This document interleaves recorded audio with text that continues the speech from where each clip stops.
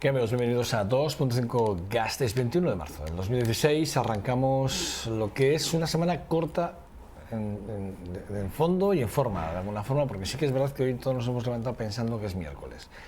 Bueno, es una broma, es lunes, pero como si fuese miércoles, porque realmente vamos a trabajar 3 días y seguidamente nos vamos a coger unos días de vacaciones, hasta el día 29, si no me equivoco, que volveremos a estar en esta su casa. Pero bueno, no adelantemos acontecimientos, que todavía nos quedan, de aquí al miércoles nos quedan muchas horas de trabajo y muchas horas de programa para estar con ustedes.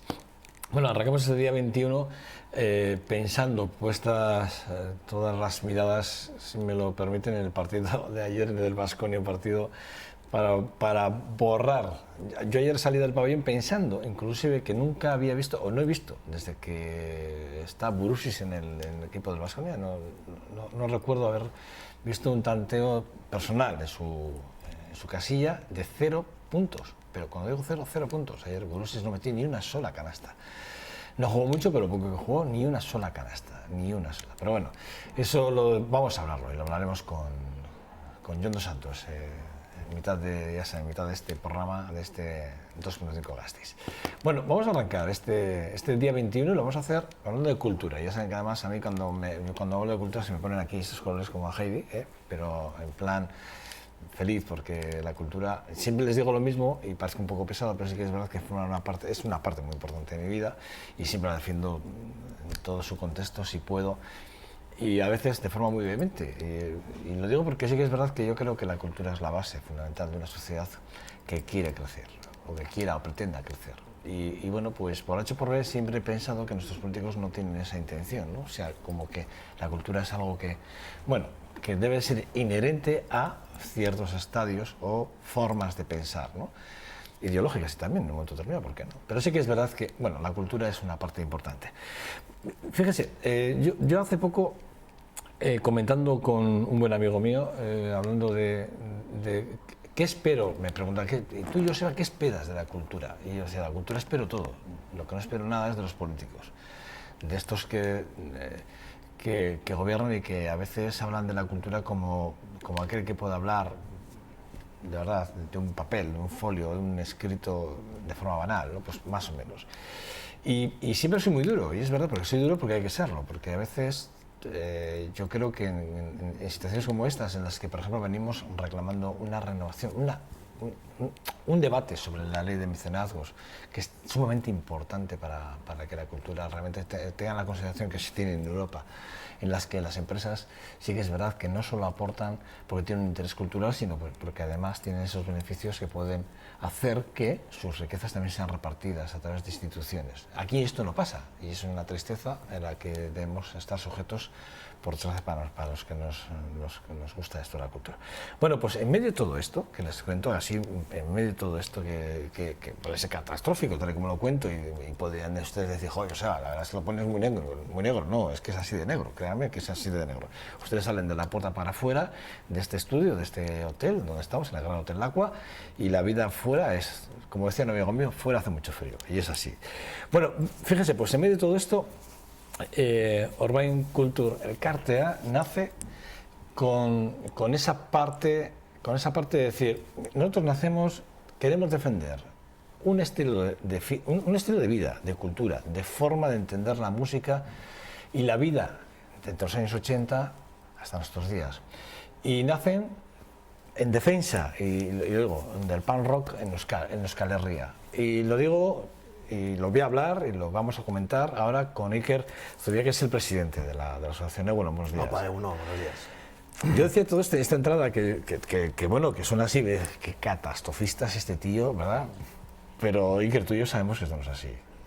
No, por desgracia es una verdad que además está siendo constatada desde hace ya un tiempo por diferentes agentes culturales de la ciudad, artistas, y que la sociedad se ha ido además dando cuenta poco a poco de ello.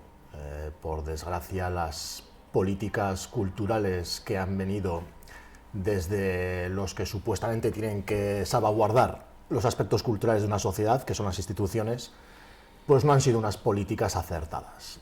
Incluso en algunos momentos han sido políticas nefastas para la cultura y para la creación y también, por qué no decirlo, para la educación de una sociedad, porque cuando hablamos de cultura en toda su amplitud, hablamos también de aspectos educacionales, Sí, bueno, lógicamente.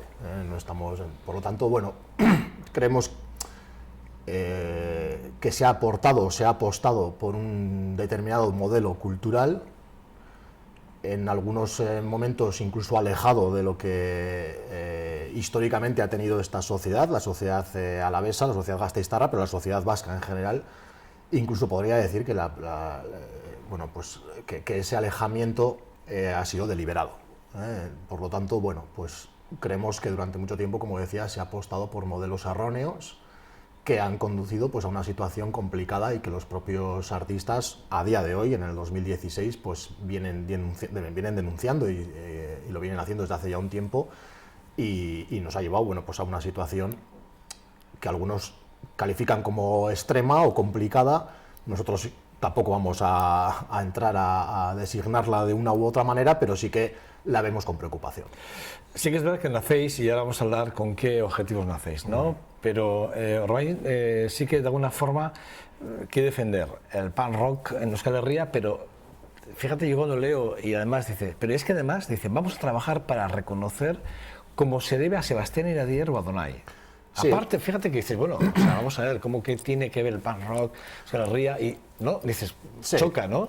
Hombre, para empezar, el punk es una actitud, quiero decir, más allá de lo que es el aspecto musical, que quizás sea lo más conocido o lo que hayamos conocido más en las calles, el punk en Euskal Herria y en cualquier otra parte es una actitud, un modelo de vida, un modo de educar a tus hijos, un modo de tratar a tu pareja, es un modo de trabajo, de sociedad. Creemos que es una filosofía de vida, es una filosofía además ideologizada. Creemos que es una corriente, posiblemente sea la única, vamos a llamarlo así, tribu urbana o corriente, como se le denominó en su día, que tiene un componente ideológico, un componente político, a diferencia de otros movimientos que, no digo que sean mejores o peores, pero que quizás no lo tengan tan acuciado, ¿no? Por lo tanto, quiero decir, porque el punk ha llevado como bandera la anarquía, sin ninguna duda, y la anarquía es una corriente ideológica, una corriente política, que además promulga la destrucción para luego volver a construir. Por lo tanto, bueno, pues por una parte creemos que eso sigue vivo y que hay que mantenerlo, y bueno, pues realizábamos un paralelismo con esos otros olvidados, que en algunos aspectos incluso también fueron punkis, posiblemente algunos fueron de los primeros punkis que existieron en esta ciudad, como Alfredo Donai o como Sebastián Iradier, y esos otros olvidados por parte no ya de la sociedad, porque la gente los sigue recordando, igual que muchos personajes o protagonistas del punk en Euskal Herria se siguen recordando por parte de la sociedad, pero no tienen ese reconocimiento a todas luces necesario por parte de, en este caso, instituciones, ¿no? Hay una deuda pendiente, una deuda histórica para con algunos personajes históricos y culturales de esta ciudad, que no se ha realizado y no tiene por ahora visos de realizarse, puesto que ahora se ha cumplido una efeméride además importante en esta ciudad y ha pasado sin pena ni gloria. Sebastián Iradier, sin lugar a dudas, a finales del año pasado, diciembre, que se conmemora el 150 aniversario, y bueno, aquí justo unas placas hemos puesto, hemos tocado La Paloma en tal, que por cierto La Paloma es lo más conocido, pero bueno, porque mundialmente es la canción más interpretada. Sí, más versioneada. Pero luego tiene un repertorio enorme, igual que la figura de Alfredo Donai. La figura de Alfredo Donai es una figura enorme en muchos aspectos, en lo político, en lo social y en lo cultural también. Y bueno, el otro día leíamos unos escritos que se habían encontrado por parte de un miembro de la CNT de Madrid, unos escritos de Alfredo Donai, que yo personalmente no había conocido, y yo creo que mucha gente de Gasteiz los desconoce también, escritos más del ámbito más social. A mí me chocó esos documentos también. Sí, cuando leímos la noticia yo me quedé un poco, lo dije, ahí va, mira, y esto lo que yo no sé si qué hará ahora las instituciones, si pedirán unos documentos para, no sé. Habrá que seguirlos, no sé si desde Uruguay podéis seguirlos o no, o si vais a pedir que institucionalmente se pidan esos documentos. No creo que nos corresponda a nosotros realizarlo, pero efectivamente. Oye, por favor, que sí. Hombre, son nuestros. Es un legado, como decía antes, cultural, histórico de esta ciudad, que no es suficientemente reconocido. El paralelismo que hacíamos nosotros, o que hacemos nosotros, es, por una parte, reconociendo que no hay, valga la redundancia, un reconocimiento a estos personajes. Sí que creemos que, como decía, hay un paralelismo, se puede asemejar bastante bien con algunos otros personajes que unas cuantas décadas después también han contribuido notablemente al tejido social y cultural de esta ciudad. En este caso nosotros nos referimos a algunas personas, gasteiztarras, hombres y mujeres de este Rialde, alaveses y alavesas, que contribuyeron y incluso lo siguen haciendo desde el punk rock en Gasteiz, y que no han sido reconocidos. Hacíamos ese paralelismo con algunas canciones míticas de grupos gasteiztarras, como de Los Cicatriz, algunos temas míticos que vienen a dar un ejemplo de ese no reconocimiento. Habláis de Escorbuto, Rip, Apoya Record, Cicatriz, Sparrer. Habláis de ese paralelismo con los Sex Pistols, por ejemplo, o los Ramones, ¿no? Esa comparativa, ¿no? De alguna forma, ¿no? Sí, efectivamente. Bueno, el punk entra como en todas las partes del planeta, entra a finales de los 70 en Euskal Herria. La situación política, social, económica de esta tierra en esos momentos incluso se puede asemejar también a la que tenemos hoy en día en algunos aspectos, pero sin entrar en esos jardines. Entra en esos momentos y explota. Como todo el mundo sabe, se le viene a etiquetar más o menos acertadamente, pero lo cierto es que genera un tejido, un pozo social y cultural que hoy en día se sigue manteniendo. Nosotros hemos puesto unas pinceladas de una serie de grupos que no son los únicos ni mucho menos, pero quizás sean los más reconocidos como elementos base por los cuales empezar a crear, ¿no? Empezar a crecer, mejor dicho. Bueno, desde Uruguay os habéis presentado en sociedad ahora mismo, pero realmente lleváis desde el año pasado ya trabajando. Sí, efectivamente, ya el año pasado comienza este proyecto. Comienza como todas las grandes ideas en esta tierra, que es sobre alrededor de unos vasos de vino, que esto es muy habitual en esta sociedad. Y por lo tanto es cuando decidimos, nos damos cuenta desde la inquietud, ¿no?, que es necesario también un proyecto, una herramienta que busque ese reconocimiento del que hablábamos, y no solo ese reconocimiento, sino una profundización y un estudio de lo que ese movimiento que se genera en Euskal Herria a posteriori, ese pozo, ¿no?, o ese legado que va dejando. Y no lo hablamos además desde un punto de vista misticista, quiero decir, aquí no venimos a endiosar a nadie, sino lo que queremos es que esa llama no se apague. No queremos tampoco quedarnos en bandas o en grupos o en experiencias de hace 30 o 30 y pico años, sino que hoy en día también las hay y muy reconocibles. De hecho, habláis de la Asociación por Estudio y la Conservación y la Difusión del Punk. Así es. Es así como lo llamáis. Entonces, hay, por ver, lo de conservación lo tenemos claro, lo de estudio. Sí, bueno, como antes... Entiendo que queréis hacer un cronograma de todo lo que ha pasado. Algo parecido. Está muy documentado realmente. Antes lo comentábamos, el libro de Elena López. Sí, contábamos fuera de cámara, sí. Comentábamos la enciclopedia del punk rock en Euskal Herria. Los volúmenes que tienes, efectivamente, es un trabajo ingente de documentación sobre bandas, sobre todo más dirigido en el aspecto más musical, bandas en Euskal Herria del punk rock. Bueno, hay una documentación ya realizada, pero nosotros queríamos dotar a ese estudio, más allá de una biografía, más allá de una documentación, queríamos dotarlo de un estudio más profundo, y por lo tanto intentar estudiar las raíces, intentar estudiar también los motivos, intentar estudiar también las consecuencias de todo ese movimiento, que no solo, como digo, es el aspecto musical, quizás uno de los más representativo, pero tiene un aspecto en el mundo del teatro, en el mundo de la creación, en el mundo del arte, en el mundo, sobre todo también en la calle, en el mundo social, en el mundo político, y tiene unas consecuencias, y son además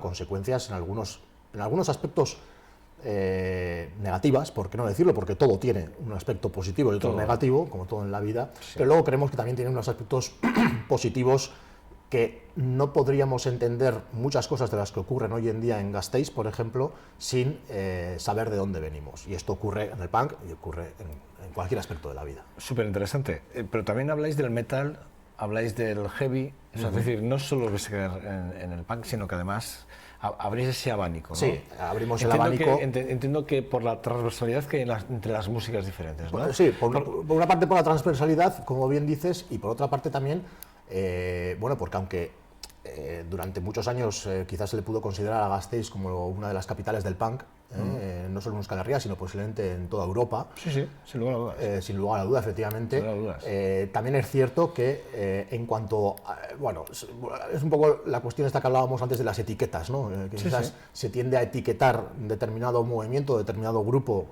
bajo una sigla o un nombre, pero bueno, más allá de las etiquetas, en cuanto abres un poco el abanico, lo cierto es que se confluyen muchos géneros, muchas iniciativas, muchos proyectos que se les puede calificar como heavy o como greencore o como lo que fuera, pero que también ha tenido su impronta en Gasteiz y que la sigue teniendo. Por lo tanto, dentro de Urban Culture Elkartea cabrían todas esos géneros. La gente que nos esté viendo ahora, que conozca a los Sex Pistols, ¿no? Que probablemente sea un referente, ¿no? A nivel mundial.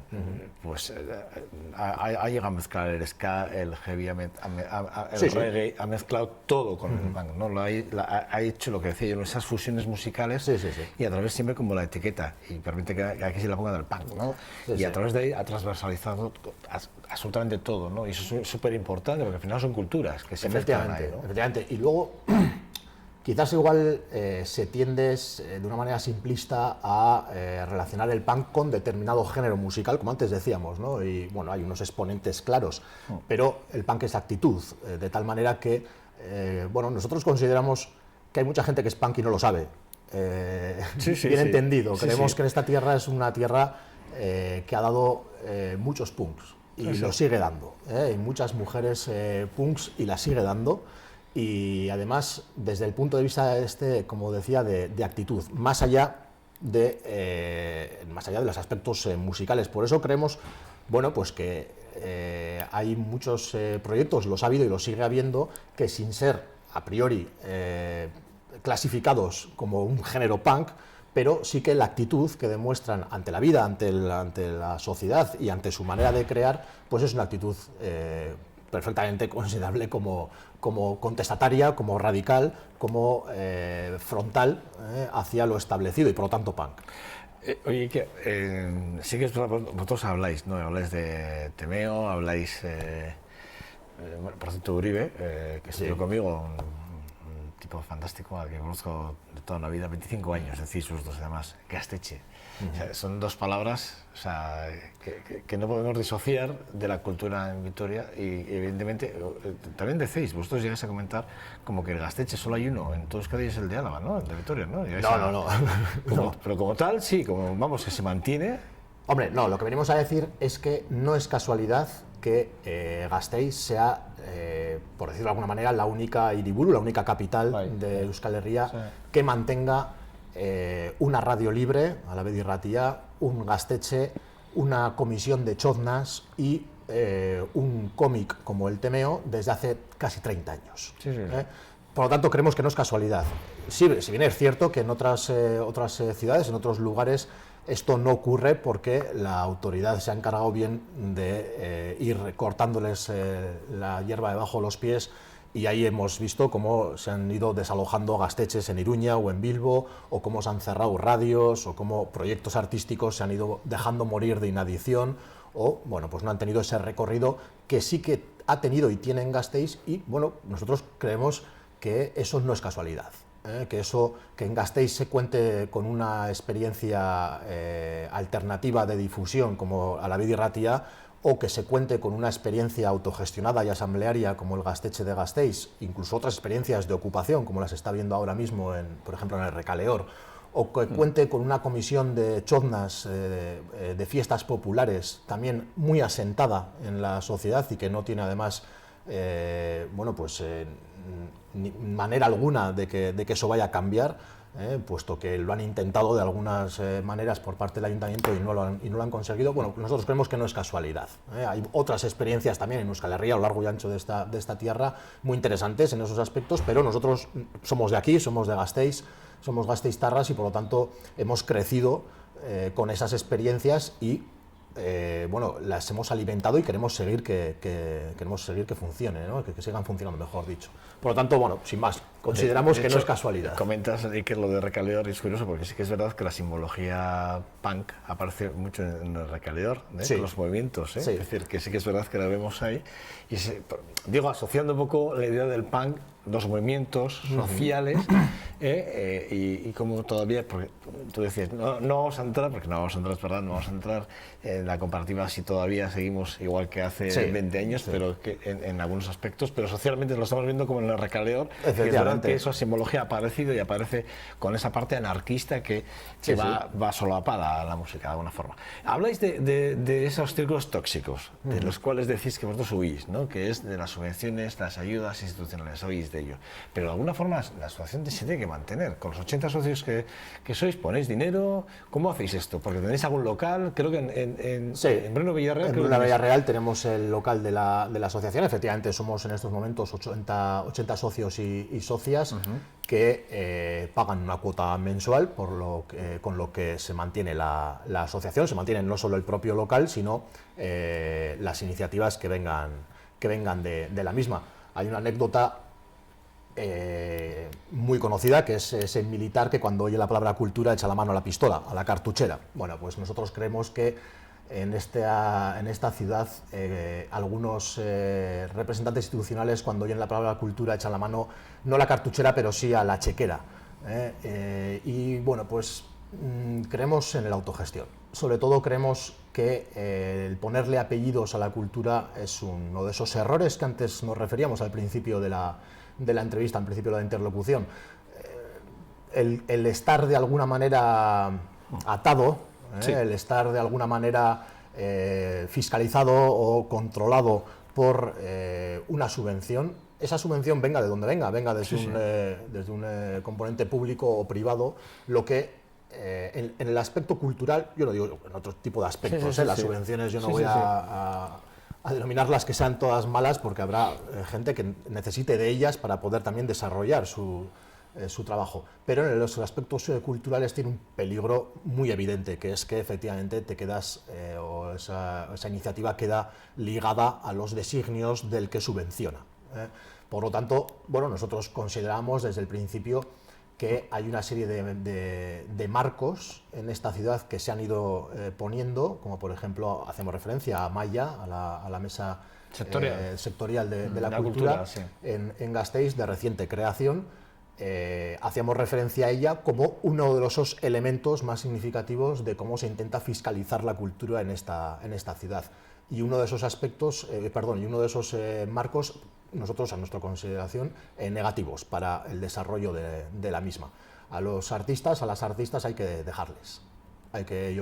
Creemos que la cultura no tiene que estar, como decíamos, fiscalizada ni coordinada. Ni por la historia de la cultura, ni por las instituciones. O sea, no, creemos que no. Tampoco vamos a decir que el que esté dentro de ese proyecto... En este caso sí que 80 personas os juntáis para crear una asociación en defensa de una forma de vida, vamos a decirlo así, ¿no?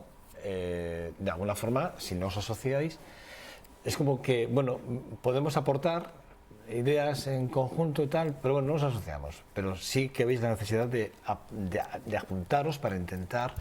Exactamente, efectivamente. Yo entiendo que la mesa sectorial de la cultura maya está exactamente en ese mismo sentido, ¿no? Que aglutina todas las asociaciones que quieran estar e intentan hacerlo muy plural, muy asambleario, e intentan darle esa libertad, ¿no? Pero se convierte en interlocutor único, o eso es lo que pretende, y ahí es donde donde se establece uno de esos errores Creemos nosotros Pero no es que bueno que estemos, o sea, digo, la presión, ¿no? Cuanto más estemos ahí todos, no es mejor. Digo, pregunto, ¿eh? Sí, la verdad es que la unión hace la fuerza, y que haya un planteamiento común sobre determinados problemas que son comunes, no vemos que esté mal. Lo que no consideramos que sea correcto es que haya una voz única frente a las instituciones a la hora de hablar de cultura.